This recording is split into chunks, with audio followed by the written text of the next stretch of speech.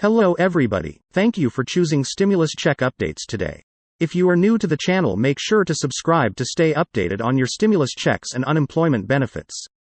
Also, stay to the end of the video so you don't miss out on any important information.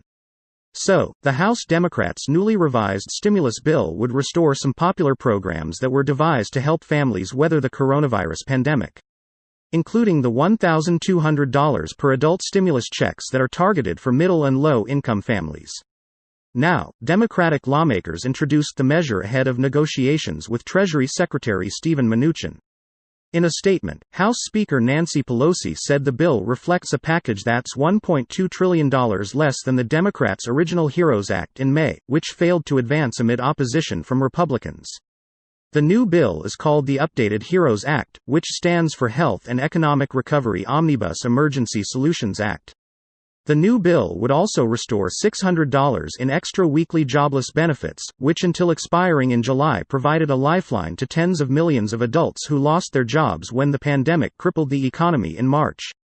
Although the nation's unemployment rate has declined to 8.4% in August from a high of 14.7% in April, more than 21 million workers remain jobless or out of the workforce because of the pandemic, according to an estimate from the Economic Policy Institute.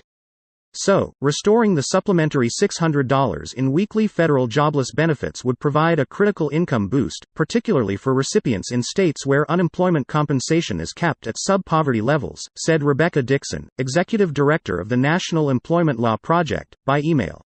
Still, the odds of passing the bill are long.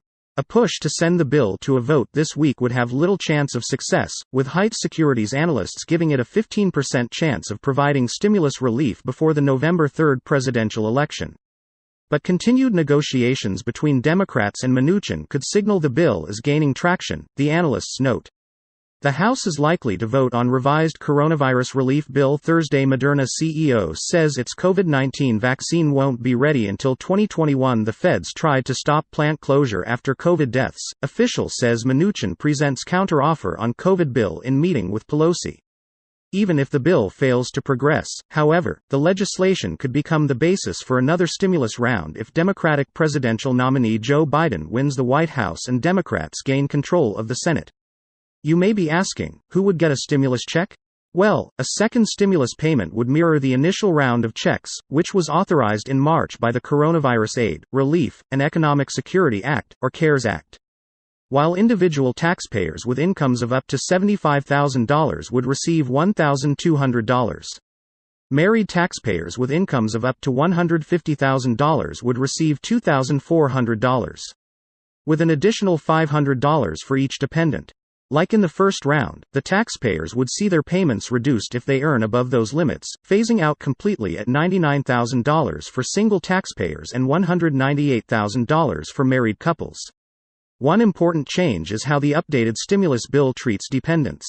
In the first round, only children under 17 years old received the $500 payments, and adult dependents, people over 17, were excluded.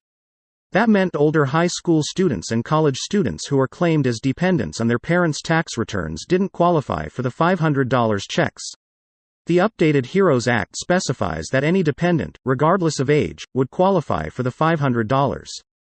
The bill would also restore the $600 in extra weekly unemployment benefits, which were originally directed by the CARES Act through July, when they expired. The extra payments would be retroactive from September 6 and continue through January 31, providing more than 4 months of additional jobless aid to millions of families. Currently, many states are providing an additional $300 in jobless aid directed by President Donald Trump through an August executive order. The government agency overseeing those benefits has guaranteed 6 weeks of payments. 8 states have already exhausted that benefit, according to unemploymentpua.com, which tracks the program. The average weekly jobless benefit is about $333, or about $1,300 a month. Experts say that's far from enough to pay for basics like rent, groceries and utilities in most regions. House Speaker Nancy Pelosi and Treasury Secretary Steven Mnuchin are facing a tight deadline today to reach an agreement on the next round of federal coronavirus aid. If the top policymakers don't find middle ground soon, it's not likely that any more relief will come from Congress before the November election. According to Roll Call, Mnuchin offered Pelosi a $1.62 trillion relief proposal during a 90-minute meeting on Wednesday. That proposal included $250 billion in state and local aid and $400 in weekly federal unemployment benefits through the end of the year, a source told Roll Call. The offer also had $75 billion for coronavirus testing and tracing, $20 billion for airlines, $60 billion for rental and mortgage assistance, and another $160 billion for the Paycheck Protection Program of forgivable loans for small business, Roll Call reported. In an interview, Mnuchin said that if Pelosi and he are able to come to an agreement, the next bill will also include another round of stimulus checks similar to those in the CARES Act. Leveraging opportunity employment to advance racial justice in corporate America, Pelosi Wednesday delayed a vote in the House on a $2.2 trillion aid proposal virtually guaranteed to fail in the Senate in order to buy more time for the negotiations. Among the issues yet to be resolved are the amount of new funding for state and local governments, the amount of new funding for K-12 schools, and a spate of potential tax changes. There are a lot of areas where we have an agreement on, says Mnuchin. And, as I said, it's not just the overall number. It's the distribution of the money. Senate Majority Leader Mitch McConnell told reporters that negotiations are still very, very far apart despite the display of cautious optimism from both Pelosi and Mnuchin. His comments are a crucial reminder that even if Pelosi and Mnuchin come to an agreement, any deal they make won't become law without the support of at least some Senate Republicans and a willingness by McConnell to bring the bill to the floor.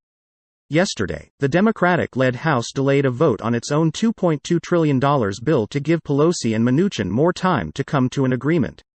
If the two negotiators don't get a deal done today, the House is planning to move ahead with the vote tonight even though they're offering a revised and downsized version of the $3.4 trillion HEROES Act passed by that chamber in May, has no GOP support. Without some GOP buy-in, the bill doesn't stand a chance of becoming law. And that's all the news we have for this video. Thank you so much for watching and make sure to subscribe to the channel. I hope everyone is staying safe out there and having a wonderful day.